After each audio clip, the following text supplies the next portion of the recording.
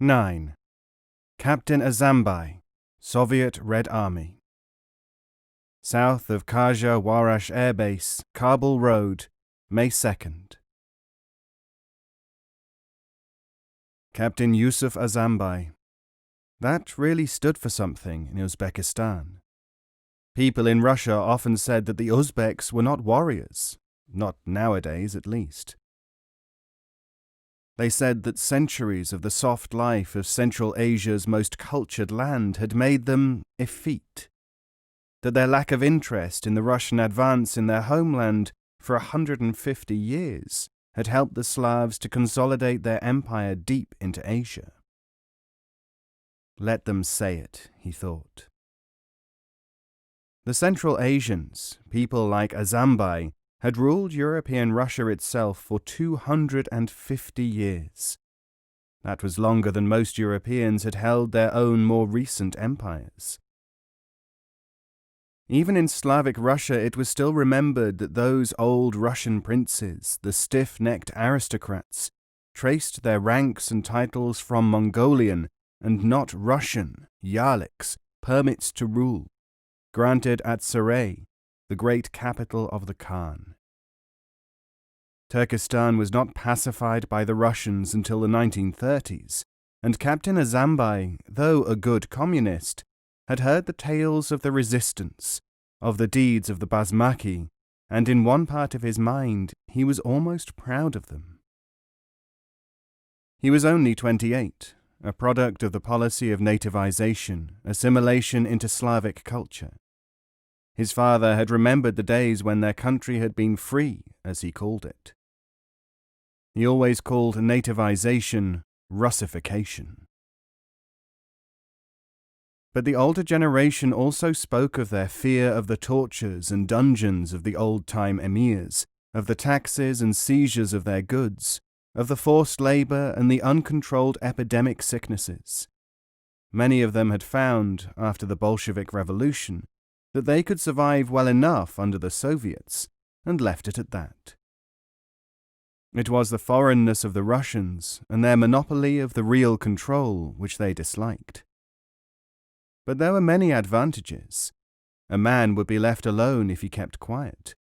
He had to vote for a certain candidate, but if he behaved himself, would not be flogged just for nothing. The Slavs had a saying which they quoted to minority peoples: "Why should you care who's holding the goat if you're allowed to milk it?" But the curious thing was that the younger people of the captain's age and younger, were starting to question nativization. Some were in prison for agitation. There had been show trials of separatists lately.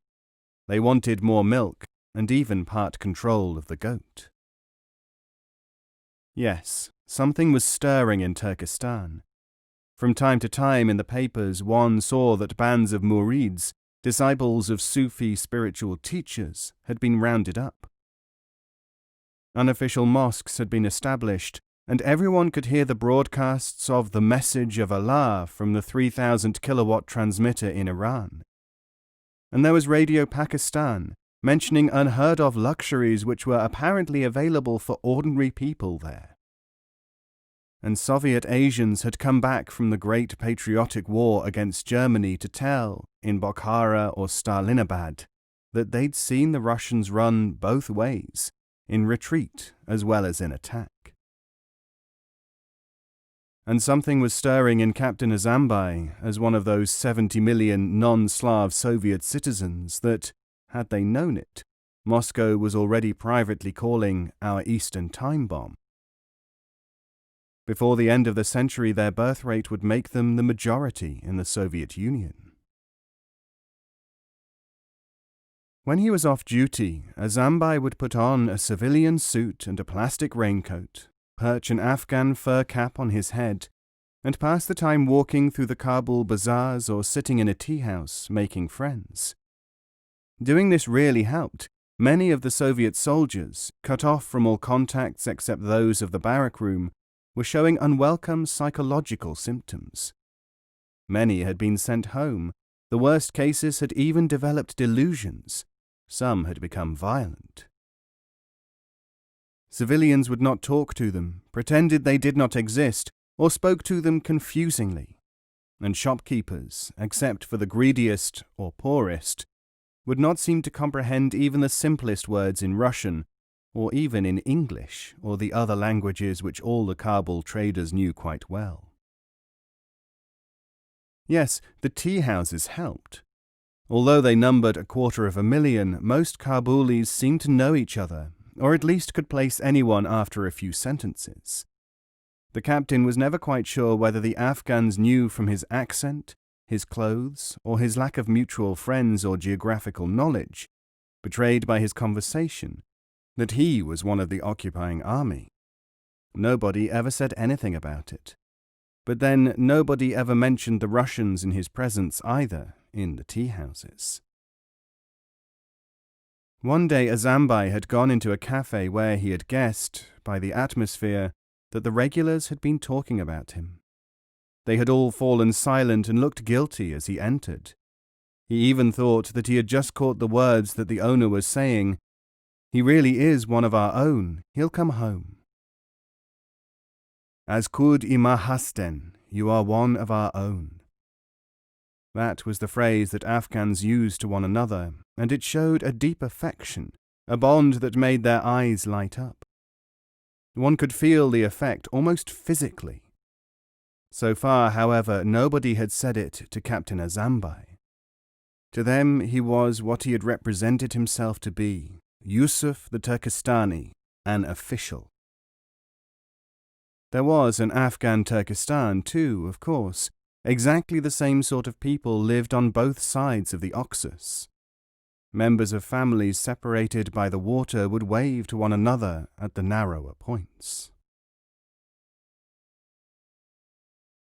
All over the Soviet Union there was a great yearning for peace and security, but the party, and most of the highest officials, were obsessed by fear.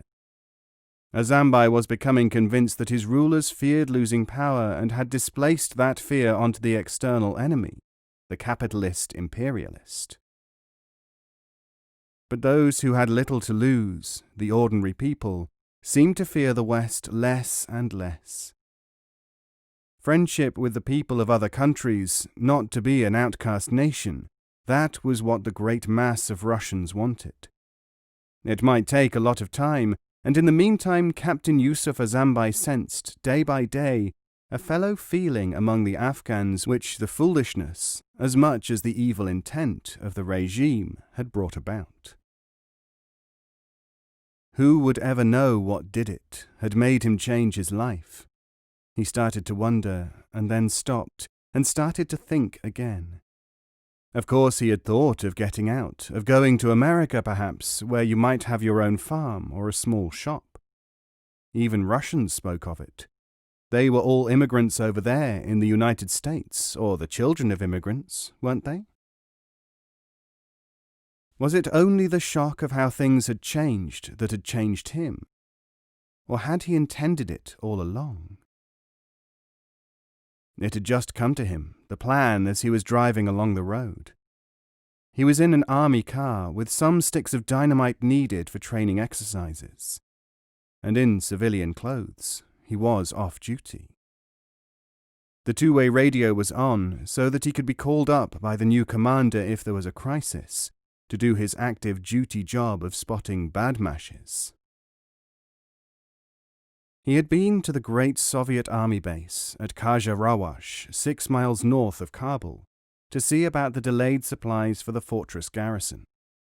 Halfway back to the city, he had felt filled by something, well, like light. That was all you could say about it. Everything seemed changed. Suddenly he felt as if he knew the truth. The eagle that they talked about was right, was the hope, the real man of the time. It was as if a voice was saying, "Must go to him, must go to him." But of course there was nobody in sight. A disembodied voice. Could he do it? His relatives in the Soviet Union would be arrested, made to suffer. His name would be besmirched, used in propaganda as a man who'd taken American money or fallen prey to Zionist brainwashing, cosmopolitanism, a traitor. Then the solution, fully rounded, all of a piece, came to him. He saw the scene in the officers' mess, the colonel talking. Died on active service, ambushed by terrorists, a pension for dependents. Such a promising young officer, a really good product of nativization, you know. A toast, comrades, another vodka. He stopped the car. There was nobody, not even a patrolling helicopter in sight. This road had been quiet for some days now, since the last batch of bandits had been wiped out trying to mine it. Usually it was forbidden to travel on it without an escort, but a shortage of spare parts meant that vehicles were scarce.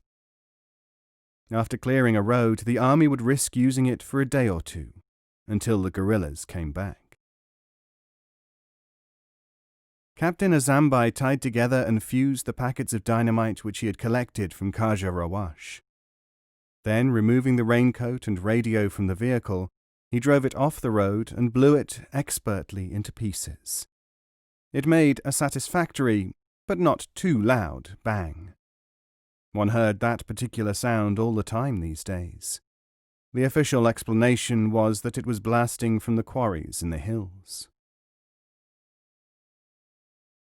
It was only a 3-mile walk to Kabul from there, and the new guerrilla, dressed in his respectable off-duty civilian suit, trudging along the road, looked perfectly natural. There was little petrol to be had these days. Salaries were so small that the middle classes, people who wore clothes like these, walked everywhere when they could not get on the crowded buses. Something was coming from the direction of the airfield. He turned. Hoorah! With clenched fist salute and the new Afghan cry of salutation, pioneered by the party, he greeted the vehicle coming up behind him. It was a 5-ton BTR scout car with the top shut. The standard reconnaissance vehicle of the Soviets in green and khaki camouflage. Like most Soviet fraternal force vehicles, it carried the blazon of the Afghan army. The teenage driver, a Russian conscript corporal with a Slavic face, opened his hatch and called to him. "Jump in, uncle, if you're going to town. I'm delivering this to Kabul. We're not allowed to pick up Afghans, but you seem to be a good party man." Obviously a Komsomol member doing his good deed for the day. He spoke in Russian with a couple of Dari words to help out, in case the Afghan comrade didn't understand. "Thank you, I don't speak much Russian." "Never mind. What was the explosion off the road a few minutes ago?" the Russian asked his passenger. Da, vodka, bravo, I like drink too much," smiled the captain. Azambai was overdoing it a little, but the non-com didn't know. He just said, "Afghanistan very good," in his best Pashto, and left it at that. He was thinking about something else. In Kabul, he might sell a couple of gallons of petrol for money to buy himself a ring, silver with lapis lazuli set in it. They sped on, past the lines of Caterpillar track-mounted surface-to-air rockets defending the city against possible capitalist bombers, towards Kabul. How strange, thought Yusuf. I've been purified, made clean and whole. I am a new man. I was born only today. And, of course, anyone who talks like this is insane. Perhaps it is as well for the Soviet Union that they've only lost a lunatic. If I'd been there, they'd have had to put me in a madhouse. It costs the state so much to give therapy to dissidents. Medical treatment is expensive. Lunatic or not, his surname, Azam, meant the great, with the honorific Bai denoting descent from what the Western Turks called a bey, a governor. Well, Lenin himself was an aristocrat of the noble Ulyanov line. But he might now have to be more like a fox, he thought, to reach the Pagman Range or Kohistan, that really wild country of the hillmen, to find the eagle and his men. He was momentarily startled to find that a part of his mind was working out a program for him. It was impossible to walk all the way to the foothills. The transport corporal was only going as far as Kabul, and it would not do to tarry there. And the radio was quite heavy, even though it was one of the new ones. Most of the Soviet equipment was incredibly bulky. The radios had vacuum tubes which blew or shattered easily, but, oddly enough, would be safer than transistorized ones in nuclear war, less vulnerable to EMP, the electromagnetic pulse which followed a nuclear explosion. They were in the town, rolling over the dusty asphalt. The scout car stopped. "Thank you, officer." "A pleasure, sir, Gospodin." He jumped down from the motor near the centre of old Kabul's crazy jumble of shopping streets, a mixture of open-air market and tiny stores, among the offerings of silks, vegetables, kitchen knives, meat and fur caps, old clothes and auto parts. There were no Russian civilians in the street at the moment, though they were sometimes to be seen, in groups and carrying guns, stocking up on blue jeans and scents, caracal furs and western candies, anything they could not get at home. The military were being kept off the streets. Too many of them had been killed recently by angry Afghans. Only the civilian advisors, there were perhaps 10,000 of them in the whole of this huge country, and their wives and children could walk about with impunity. Despite the cruel provocations of the regime, Afghans still clung to the principle of sparing non-combatants. Yet some of those specialists, Azambai knew, were more deadly in what they could do than any ordinary soldier might be. There were, for instance, the KGB, security running the Afghan KHAD, the political police, to whom a network of informers gave their information, leading to death, destruction, torture, hostage-taking.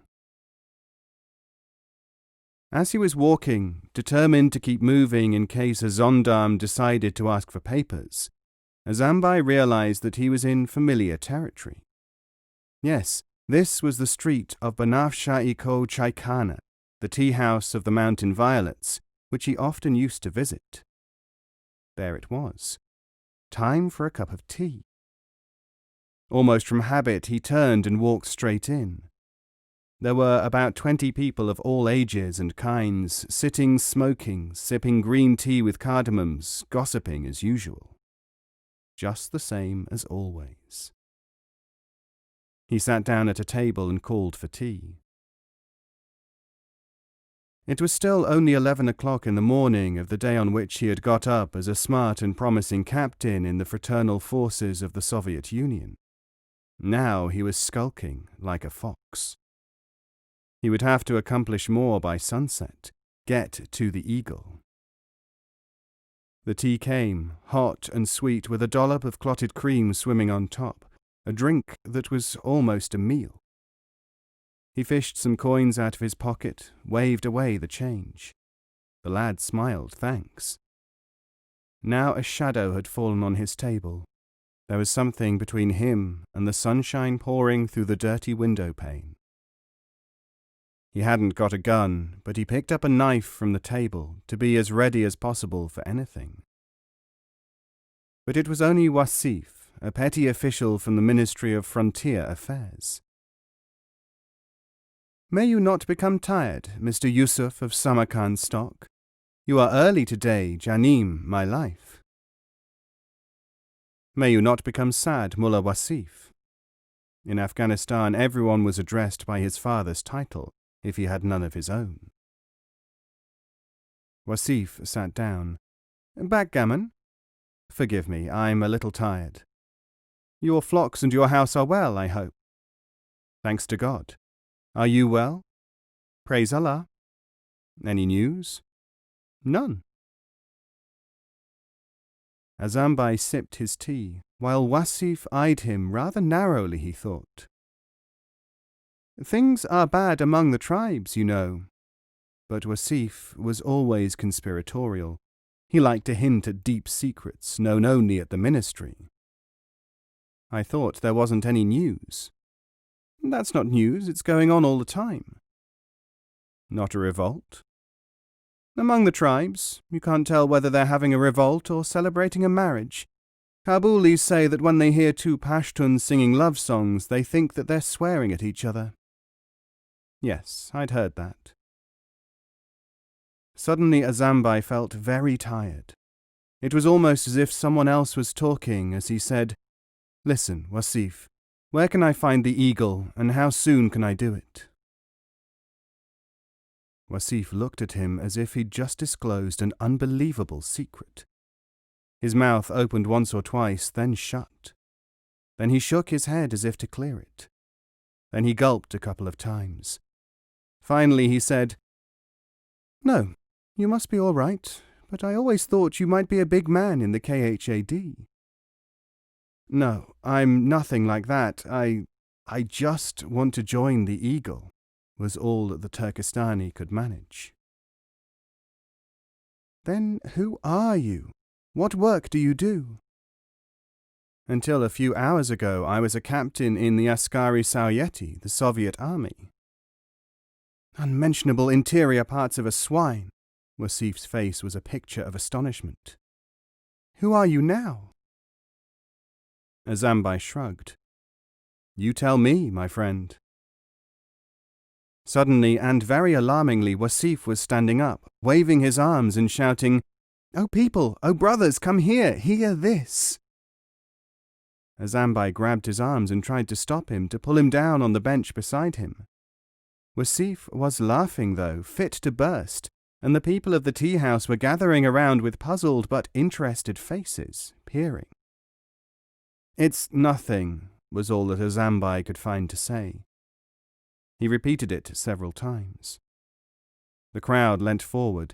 It was always something, it couldn't be just nothing. People came to the tea-house to hear things. This is why these places were called the newspaper made of bricks. "Shut up," the owner of the cafe, the massive Dilaram, it means heart ease, Khan, bellowed from beyond the cooking pots. "We don't want the gendarme here." "Gendarme, gendarme, calamities upon the spiritual teacher of the gendarme's mother," raved Wasif, tears of laughter running down his cheeks. He was capering with excitement. But the crowd demanded more. Seizing Wasif, they insisted on knowing what all the fuss was about. "Stop screaming, you Tajik! Tell us!" A burly hillman grabbed him by his pajama jacket, using the name for Persian speakers which implied scorn in the free land. "All right, then leave me alone and I'll tell you." "Well, tell us." The Pashtun bared his teeth. "I am telling you. Guess what?" Their faces darkened. They clearly did not want to guess. Perhaps the hillman would give him a thump. Wasif saw this change at once. "No, sorry, this is the story. You all know Mr. Samarkandi here. He's not a spy after all. He's an officer from the Russian Menagerie, and he's become one of us. He just said to me, 'Gujast Karakush, where's the eagle?'" Everyone looked at him, then at Azambai, and then very quietly they stepped forward one by one and shook his hand. Wasif kissed him on both cheeks, the awful beard getting in Azambai's eyes. "How did you know I wasn't a spy?" Azambai asked Wasif when all had returned to their places to talk over the implications. Heart-ease was serving tea to everyone free of charge. "Well, it's pretty obvious, isn't it? Spies don't go about asking anyone at random how to find a wanted man, a man with 10 million Afghanis on his head now, do they? Anyone asking where's the eagle in Kabul is either one of us, or he better have the protection of a uniform and a gun. Even then we'd probably give him an Afghan salam for asking and not tell him anything." An Afghan salam. A stick of dynamite inserted into someone from the rear and detonated. It was said to date from the time when a military officer from another foreign invader's troops, fresh from a rather different experience in a docile colony, had shouted at a hillman, "Afghan salam me!" They had said it was the rapid and explosive response that had given birth to the phrase. Nobody knew, however, if the act had actually been tried. Among the tribes, of course, anything was possible. Wasif waved for some more tea. "Are they after you?" "I don't think so. Not yet. Not unless they get suspicious." Azambai told him what he'd done that morning. "Aferin, well done. But you must be careful. You might be recognized in the town. We'd better get you to the Eagle today." "That's just what I want. But listen, Wasif, are you sure that nobody will talk? The people here, I mean." "I am quite sure. Don't worry, a lot of funny things have happened already, and without a leak, among us mountain violets." That evening, dressed as a mountain man, former Captain Azambai was dropped off a day worker's truck in the foothills and sat waiting at the rendezvous, a goat herd's hut looking like a mere pile of rocks, where the guerrillas of the Eagle would collect him as soon as they were sure it was not a trap. To pass the time, he tuned his stolen army radio to the various frequencies which might carry something about him. Nothing. Routine military traffic. Either he had missed it, or they weren't going to announce his unfortunate death. It did not do to give too much currency to Mujahid's successes. They'd be sure it was an ambush. Killing a captain and destroying military property, and with army explosives, would qualify as such a coup. There was a sound now outside the hut. In a second, someone was inside and the door slammed shut. A flashlight glittered. In its reflected light, Azambai could see a tall figure in Hillman's dress. "Welcome. I am the Eagle. Welcome home." Azambai took the hand held out towards him. "Is there work, master?" he asked in Dari. "Work enough, and more. Come with me, and bring your tribute." "A tribute?" Azambai stammered. "Of course, it was customary in the East to give your leader something every time you saw him, or at least when you swore allegiance. A gold coin, usually." But he had not thought that such ancient customs were still carried on. "Forgive me, my Lord Eagle, but I have nothing." "Nothing?" The Eagle laughed. "You have, I am told, something which is worth more than gold to us. A Russian army multiple frequency radio nothing? Wait and see."